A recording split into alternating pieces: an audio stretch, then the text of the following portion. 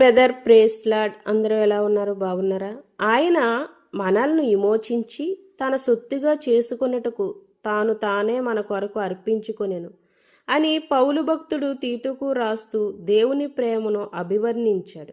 నిజమైన ప్రేమలో త్యాగము, సమర్పణ ఉంటుంది. ఎక్కడైతే స్వార్థము లేదో అక్కడ ప్రేమ వికసిస్తుంది. క్రీస్తు ప్రభువు మనల్ని అపారమైన ప్రేమతో మొదట ప్రేమించారు గనుక రక్షించబడిన మనము ఆయన్ను ప్రేమింప బదులమై ఉన్నాము. తన కృప మహిమకు కీర్తి కలుగునట్లుగా మనకు అనుగ్రహింపబడిన సమయం, సామర్థ్యం, వానరులు దేవుని రాజ్య విస్తరణ కొరకు ప్రేమతో వినియోగించగలిగితే అంతకన్నా ఆశీర్వాదం మరొకటి ఏముంటుంది?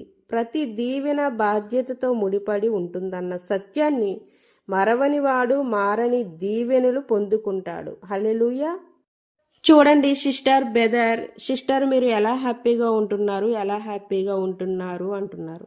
ఎలా హ్యాపీగా ఉంటున్నానో చెప్పనా? హ్యాపీగా ఉండడానికి నేను ఫాలో అయ్యే 3 సూత్రాలు మీకు కూడా చెప్తాను. 3 సూత్రాలు అన్నమాట మెయిన్.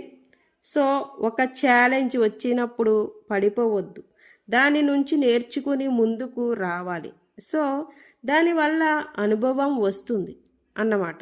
ఓకే, ఫస్ట్ థింగ్ వచ్చేసి బిజీగా ఉండాలి. బిజీగా ఉండాలంటే హ్యాపీగా ఉంటాం. బిజీగా ఉంటే మనం ఎప్పుడు కూడా హ్యాపీగా ఉంటాం. మ్యాక్సిమం 16% కవర్ అవుతుంది. అండ్ సెకండ్ వన్ వచ్చేసి క్యాప్ స్కీమ్. ఇక్కడ మాటలు అక్కడ, అక్కడ మాటలు ఇక్కడవి. వాళ్ళవి ఇక్కడ, వీళ్ళవి అక్కడ. ఏదో ఒక రోజు వాళ్ళకి తెలుస్తుంది. ఓకేనా? ఇది ఆపేస్తే సగం ప్రాబ్లం పోతుంది. లేడీస్కి మెయిన్, ఓకేనా? తెలియదు, చెప్పరు అని నమ్మి వింటాం, మన పిచ్చితాం. ఓకేనా? ఏ రోజైనా ఏ రోజుకైనా తెలుస్తుంది. ఫస్ట్ ఆ లక్షణం మానుకుంటే మెయిన్ వర్కింగ్ చేసే వాళ్ళకి చాలా చాలా అవసరం, చాలా చాలా అవసరం అన్నమాట.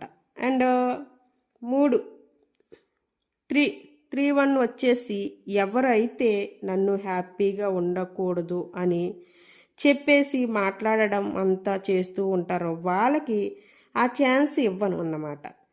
ఆల్వేస్ నేను హ్యాపీగా ఉంటాను, మీరు ఏమైనా చేసుకోండి, ఏమైనా అనుకోండి. నేను నచ్చని వాళ్ళు ఉంటారు, నచ్చిన వాళ్ళు కూడా ఉంటారు. నేను నచ్చిన వాళ్ళు ఉంటారు, ఎందుకంటే నచ్చిన వాళ్ళు ఉంటారు, నచ్చిన వాళ్ళు కూడా ఉంటారు. ఎందుకంటే దేవుడు అందరికీ నచ్చరు, దేవుడే అందరికీ నచ్చరు కదా. ఇవన్నీ కామన్.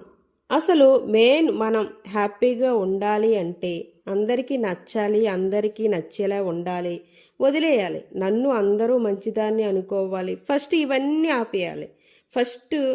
ఇవన్నీ ఆపేయాలన్నమాట. అప్పుడు హ్యాపీగా ఉండొచ్చు. ఈ 3 సూత్రాలు కనుక ఫాలో అయితే ఆల్వేస్ హ్యాపీగా ఉండొచ్చు. దేవుణ్ణి హృదయంలో పెట్టుకొని వాక్యాన్ని ధ్యానిస్తూ వాక్యం ప్రకారం నడుచుకుంటే మనం ఎప్పుడు సంతోషంగా హ్యాపీగా ఉంటాము.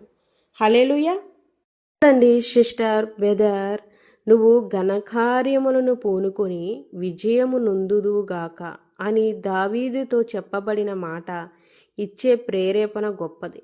ఈరోజు దేవుని కొరకు నువ్వు చేసేవి చిన్న చిన్న పనులే గాని అనిపించవచ్చు. రానున్న కాలంలో వాటిని దేవుడు బలమైన విజయగీతాలుగా మార్చగలడు.